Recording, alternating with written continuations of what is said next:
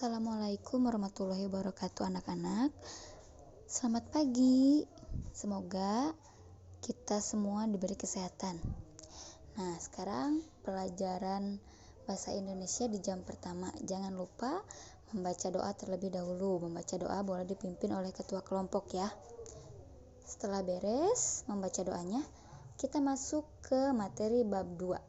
Bisa dilihat di sini ada bab 2 iklan sarana komunikasi. Nah, dalam bab sebelumnya kita sudah mendalami teks berita dari berbagai media ya, bab 1 itu. Ketika mengikuti berita, baik itu melalui media cetak maupun elektronik, kita tidak bisa lepas dari yang namanya iklan. Nah, jadi kalau misalkan kita menonton berita pasti ada iklan, mau menonton sinetron pasti ada iklan. Beragam iklan dapat kita saksikan hampir setiap saat. Tujuannya untuk membujuk dan memengaruhi pembaca atau pendengar untuk berbuat sesuai dengan yang dikehendaki iklan itu. Sebagaimana yang dapat kamu baca di surat kabar ataupun kamu tonton di layar televisi dan di internet, tidak sedikit iklan yang susah dipahami artinya. Dengan cara berdiskusi, kita bisa memberikan pendapat dan tafsiran tentang hal-hal yang tidak kamu pahami.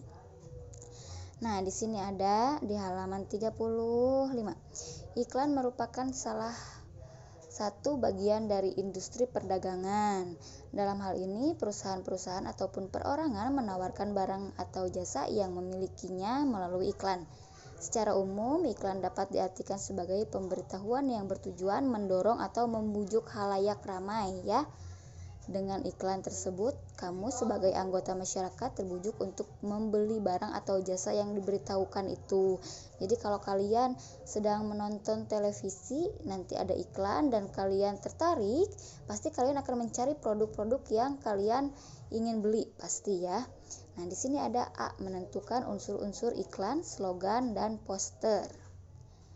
Menjelaskan pengertian, fungsi, serta mengidentifikasi unsur-unsur teks iklan, slogan, atau poster dari berbagai sumber. Nah, yang pertama, pengertian dan fungsi iklan, slogan, dan poster. Kalian bisa lihat di sini ada gambar dan teks ya. Dalam gambar ada teks. Bisa dilihat membaca untuk meraih prestasi. Nah, ini termasuk ke iklan, slogan, atau poster. Bisa kalian bandingkan setelah kalian membaca pengertian-pengertian dari ketiga iklan, slogan, dan poster tersebut.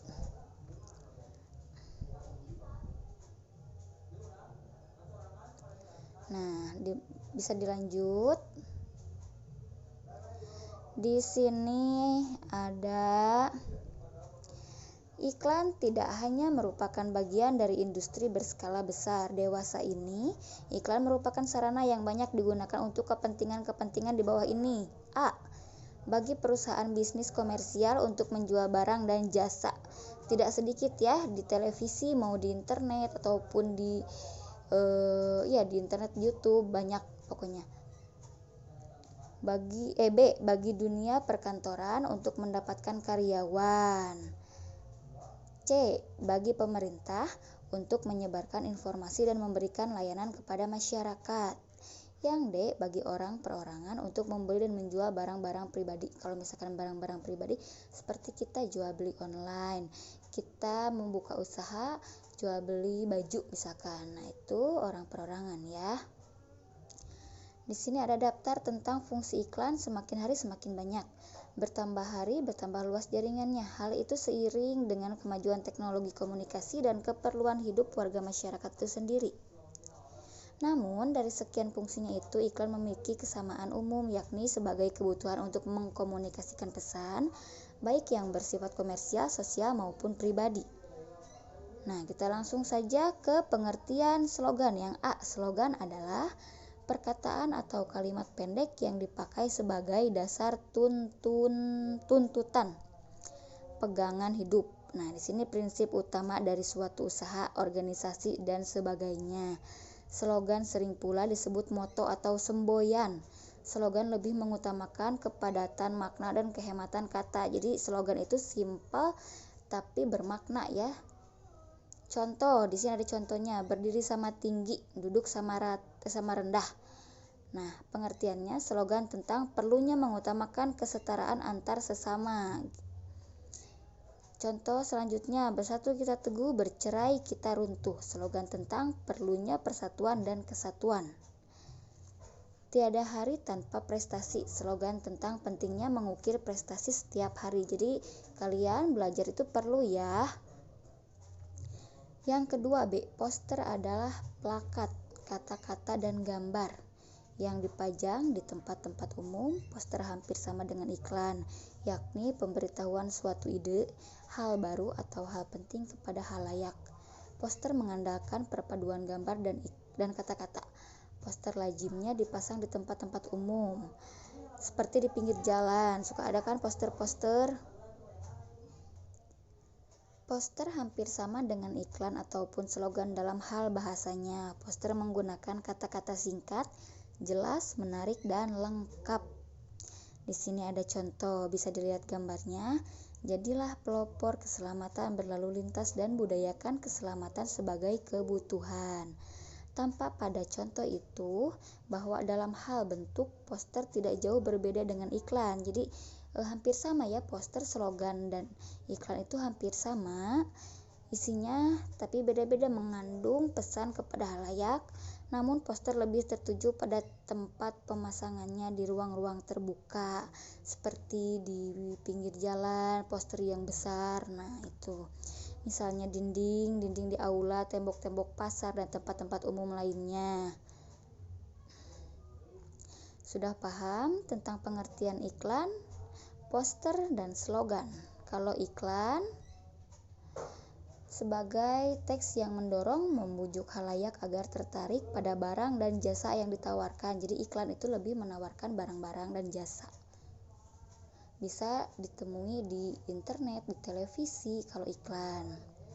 Kalau misalkan slogan, perkataan atau kalimat pendek yang dipakai sebagai dasar tuntutan pegangan hidup, prinsip utama dari suatu usaha, organisasi, dan sebagainya. Mau organisasi, mau politik. Nah, ini bisa termasuk ke dalam slogan. Slogan sering pula disebut moto atau semboyan. Slogan lebih mengutamakan kepadatan makna dan kehematan kata-kata. Bisa kalian baca kembali contohnya. Dan yang terakhir, poster adalah plakat, kata-kata, dan gambar yang dipajang di tempat-tempat umum, di pinggir jalan, bisa di tembok-tembok pasar, bisa di tempat umum lainnya, pokoknya di luaran rumah ya. Sudah paham sampai sini tentang poster, iklan, dan slogan? Selebihnya bisa kalian pahami lagi, dibaca lagi. Nah, Ibu akan memberi tugas per kelompok. Di sini ada kegiatan 2.1. A. Jawablah. Nomor 1 sampai nomor 5 kalian isi ya. Nanti setelah selesai bisa kalian kirim ke WhatsApp Ibu. Semoga kalian dapat memahami dan belajarnya tetap semangat. Terima kasih. Assalamualaikum warahmatullahi wabarakatuh.